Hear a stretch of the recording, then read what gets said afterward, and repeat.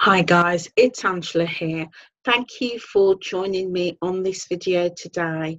So today I wanted to share with you some information that is widely available here in the UK in regards to sex offenders. Now, I'm not sure whether anything like this exists in the USA or in other countries around the world, but this is something that is set up and widely available for people to access here in the UK. So what I'm going to do is I'm going to go through it and share my thoughts on it. So here in the UK, the British government has set up what is called a sex offenders register, and this is the website here. It's gov.uk, and anybody can access this.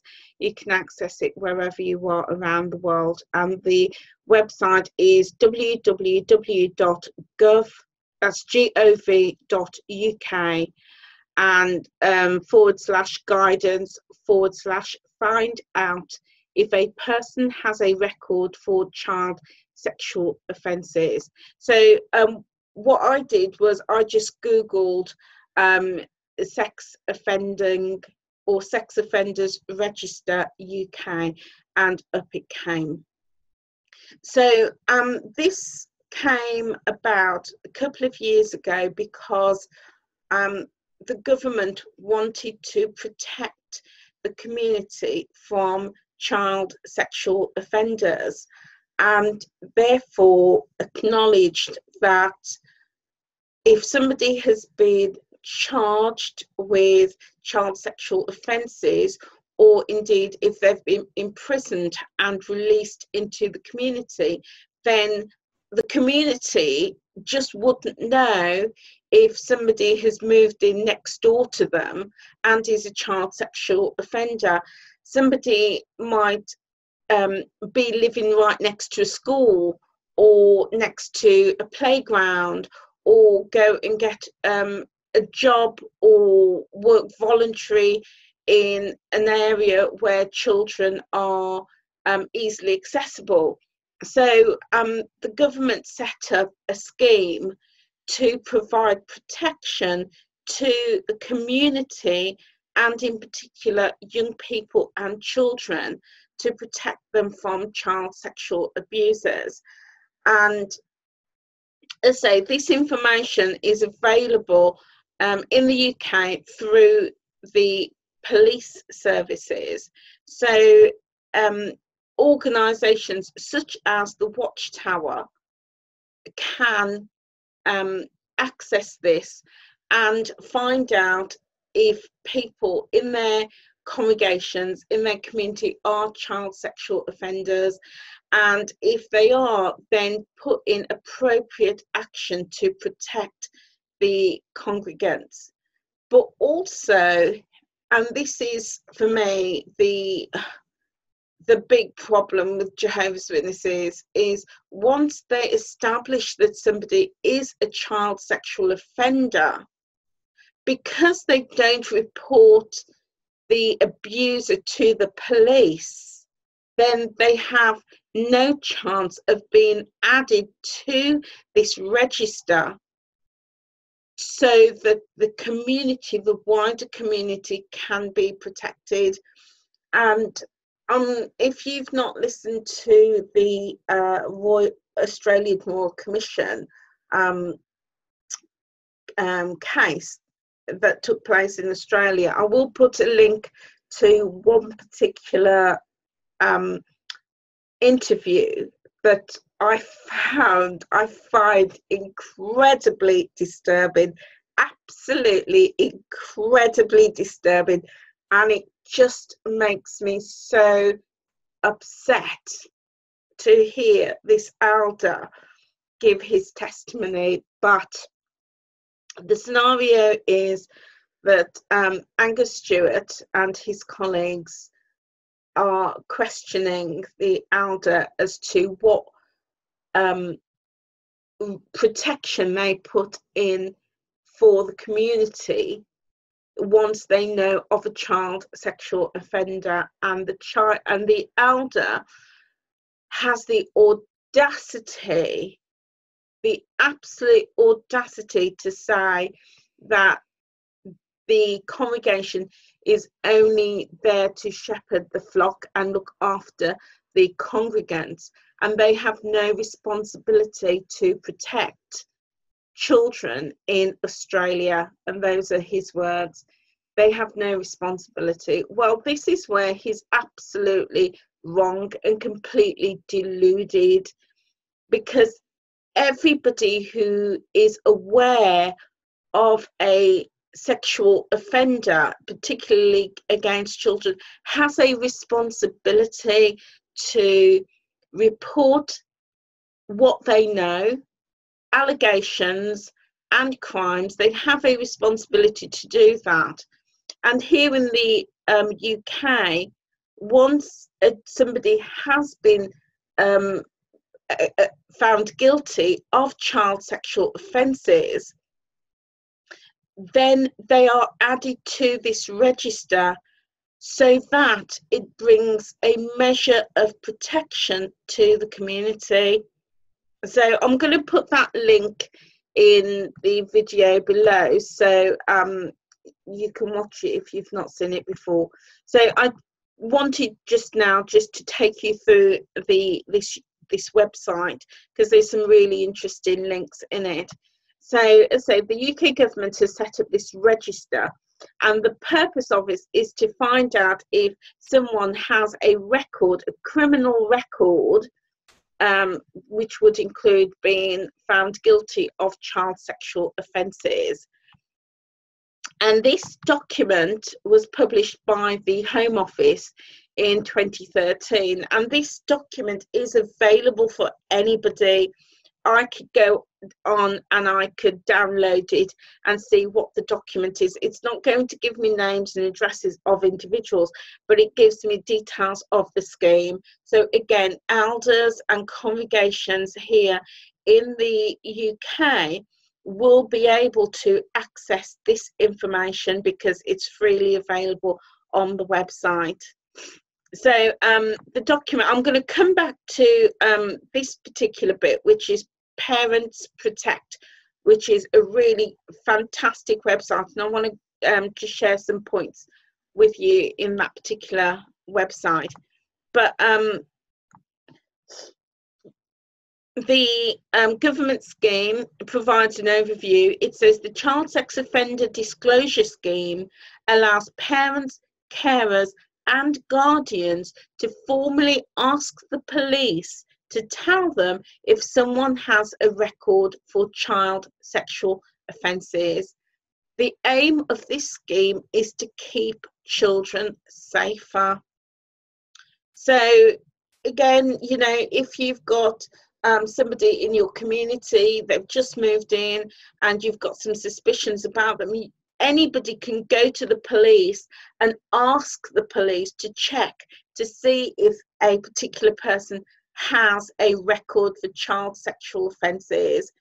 Elders can encourage parents and guardians of children to go to the police and ask for this information if there is some suspicion around somebody in the congregation.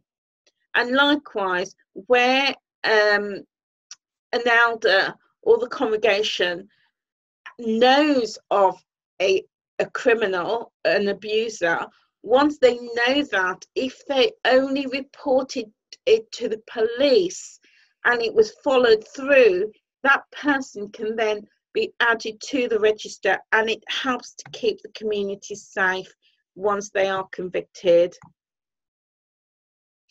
So it gives you a little bit of background to the scheme. And it says that only 20% of child sexual offences are carried out by strangers.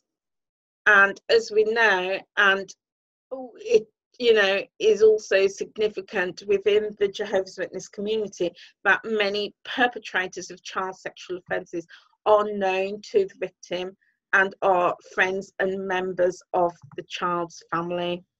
So it says, where is this scheme available? The scheme is available across all police forces here in England and Wales.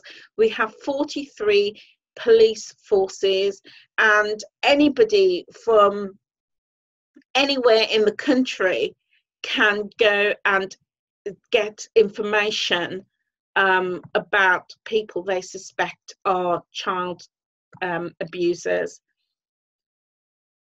So, and also that doesn't exclude if you are in a congregation, if members are in a congregation and they suspect that somebody is a child abuser, they shouldn't have to go through the elders. If you as a parent suspect that somebody in your congregation is acting inappropriately towards children, you as an individual, as an adult or a guardian, as a parent, has the right here in the UK.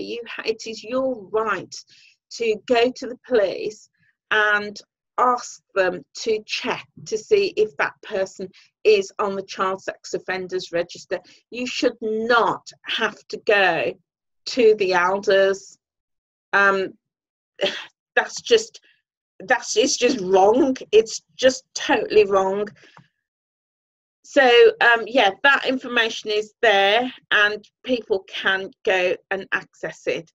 And then the website set out by the government provides lots of guidance for professional practitioners around this particular scheme. And there's lots of information there that professionals and practitioners can access.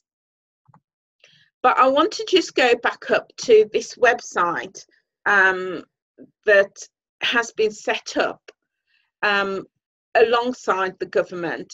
It's called Parents Protect, and it says, as part of the drive to protect children from harm, a new website, Parents Protect, has been set up by the Lucy Faithfull Foundation.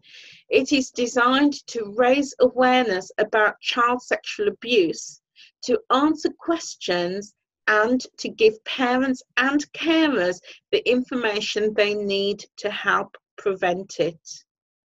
Okay, so again, it gives parents information and carers, and included in that category of carers can also be elders within the congregation. So I'm just going to click on the link to show you the website now. It's an absolutely fantastic website. So here it is. There's a confidential information and advice line that people can ring to get information. So there's all sorts of information here to help parents and carers protect children.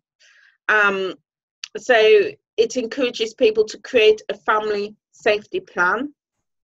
Also looking at online abuse and information to help children if they get into trouble online. Then there's a section about harmful sexual behaviour amongst young people. But what I want to come on to is this section here, what to do if a child tells about abuse. So it says it can be difficult to know how to respond if a child discloses abuse. This guide will help you respond in a sensitive and appropriate way. Now, in my opinion, if absolutely nothing else, then elders need to be aware of this website. They need to be reading it, following the instructions, but also encouraging parents and carers to also be aware of this website and similar websites that are set up to support children. So it goes into lots of information in terms of what protective adults need to know, and it goes on into all sorts of areas. So if a child comes to an adult, a carer, which could be an elder in the congregation, or another person within the congregation, or indeed their parents, their own parents, then it gives some guidelines and it encourages the adult to respond with care and urgency. I'm not going to read it through because, you know, if you want to visit the website, you can do so yourself. So it encourages to respond with care and urgency. Next, it says to believe the child. And I will just read a little bit here. It says, if a child trusts you enough to tell you about the abuse, you must remember that they rarely lie about such things. And I can only imagine that any child that has been abused and that abuse have gone on for any length of time, I can only imagine that it is exceptionally difficult to tell anybody of that abuse, and lots of people hold onto that information and they keep it private for many years, and some people never ever reveal that the abuse that's happened to them. So if a child comes forward and shares that they have been abused, then it is so important to believe them. And we've seen so many times in experiences of people who have been sexually abused within the congregation, and they go to the elders and they're not believed. The elders don't believe them, and it's a tragedy. It is an absolute tragedy that this happens. Yeah, and I can only imagine the increased trauma and the pressure that this puts the child under. So yeah, children must be believed, and it sets it out there. It also goes on to say that adults need to be supportive to children, not dismiss their claim, or, you know, talking about their experience to other people. It needs to be kept private, and the child needs to feel supported. They also need to stay calm. This is the adult needs to stay calm. They need to not get upset or angry, but remember that it's the child that is the important factor at that time, and everything must be done to support the child in that respect. They need to be caring. They need to face the problem and re-establish safety for, and again, with so many experiences that we hear of children who have been abused within the Jehovah's Witness community, what the elders do, instead of protecting the child from further harm, is they put them back into danger. They put them back, and the abuse continues. So yeah, these are some simple guidelines that the government, through this charity, really sets out as a first response for anybody for any child that shares details that they've been sexually abused. Then it also recommends to get help, and get help from professionals who can guide towards safety and healing. And again, this is something that we know Jehovah's Witnesses just do not do, but rather they want to deal with matters in-house, which just increases the trauma and the it just increases the trauma and prolong the pain and suffering for the child, and does nothing to promote healing. So yes, it really encourages to get help from professionals. At no point does this website encourages people to go to the elders and to get spiritual help. It might be something the child needs at some point in the future, but emotional and physical help and support is what they need. So again, there's a section here to get help and support and other useful links that people can go to. And then last but not least, it says do not despair. So again, you know, looking forward and helping children to acknowledge and see, even though they may not see it at the time, but help them to see that recovery is possible. So these are some basic and initial steps that the government, through this website Parents Protect, encourages adults to do if a child tells and shares that they have been sexually abused. I think it seems so simple and so straightforward, and one that is child focused and child centered. This is about protecting, helping and re-establishing safety and helping the child to recover. It's about the child, whereas when Jehovah's Witnesses and children report child abuse to the elders, their first concern is not about children. It's not about keeping children safe. It's about keeping the PR of the organisation clean. It's protecting the name of the organisation, which is absolutely despicable. It's totally despicable. So again, as I said, this is some basic things that I think that the elders can just take on board. It's very basic, but it makes a huge difference if elders just took this basic steps on board, and to build on that, if they were proactive in going and getting some introductory, some fundamental training on how to deal with these very difficult and challenging and sensitive matters. Another really important part of the website that I want to share with you is the warning signs. So warning signs in children and adults, and this I think is really important because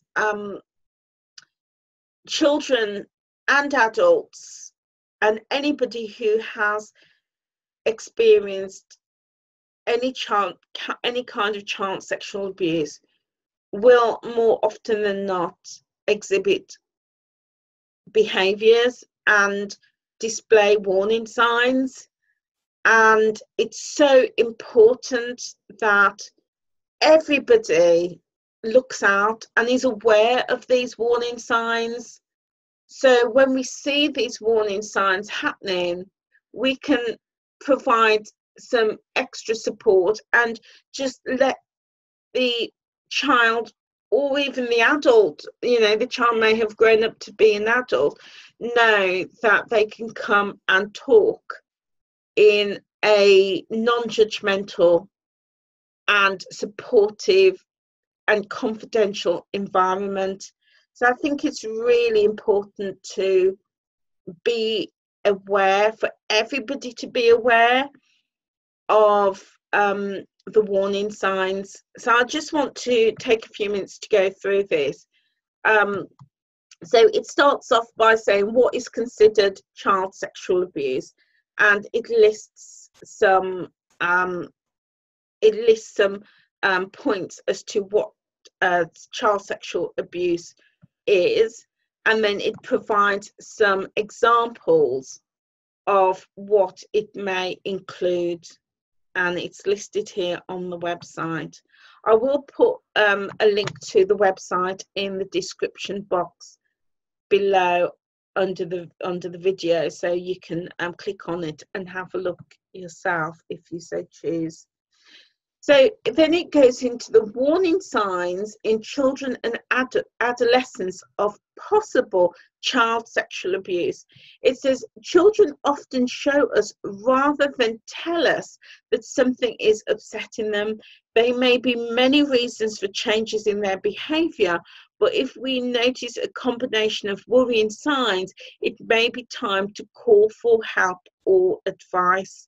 So again, basic training for everybody, for the community, and in particular elders and also parents, if they notice, and carers, if they notice a change in their children. And just a few things, I'm not going to go through everything, but a few things it sets out is if a child or an adult is acting out in an inappropriate sexual way with toys or objects, if they are becoming withdrawn or very clingy, so if they were very outgoing and very friendly, very happy-go-lucky, and all of a sudden you've noticed that they're not themselves, you know, that could be a warning sign.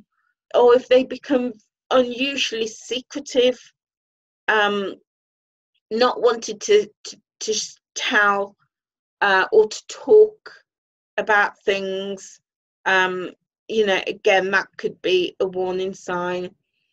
It could be that they have sudden and unexplained personality changes, mood swings, and just all of a sudden becoming and seeming really insecure.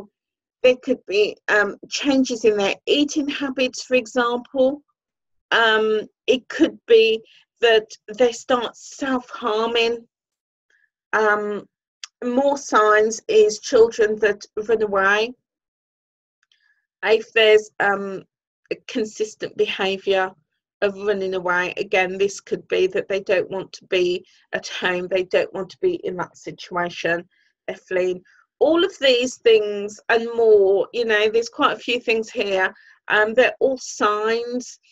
And I'm sure there will be other things as well, because, you know, when you know your child or you have a somebody that you're close to and you see just suddenly this change, it could be these and others. It can all be signs of something not being right, that there is something going on which could possibly be child abuse.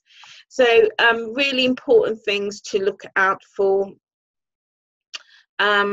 And you know, it continues. There's more things that you know, in particularly stressful times, to look out for these scenarios, such as during a divorce, or, you know, if children having problems with friends, or, you know, difficult times at school. You know, these are all warning signs. And then you have all the physical signs to look out for as well. That, you know, again, listen to people, listen to children, you know, because again, they might not be able to verbally say that they're being abused, but they may say, you know, that they're having pain when they go to the toilet, or all of a sudden they're just starting to wet their bed. Again, just little signs to be aware of. So the government has set this this website up for parents and carers with lots of information to consider. There's also this section here, signs that an adult may be using their relationship with a child for sexual reasons, and it goes into various signs, such as you know, refusing to allow a child sufficient privacy or to make their own decisions on personal matters.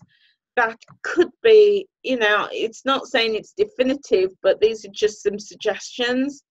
It could be that somebody is insisting on time alone with child where there are no interruptions.